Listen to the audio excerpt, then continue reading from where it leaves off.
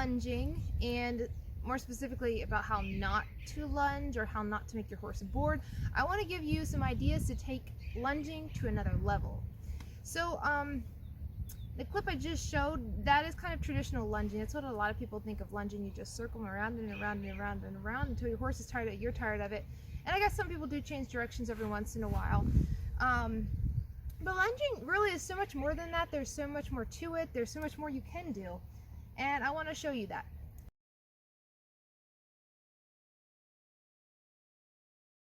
So lunging should be a form of communication with you and your horse, a building, a trust and bond building exercise. And I want to show you one of my favorites with some logs over here that I enjoy doing, because I don't enjoy just standard lunging and not using obstacles. I use obstacles all the time.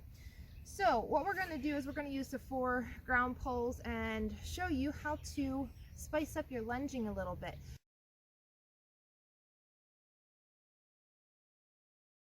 So why do we need to do that?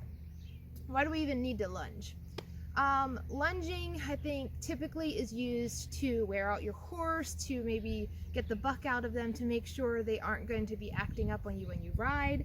So that's not really why I lunge. I lunge to, again, get that communication with my horse going, that we're connected. And so yeah, I'll show you how that is, and let's just go do it. All right, come on, Chica.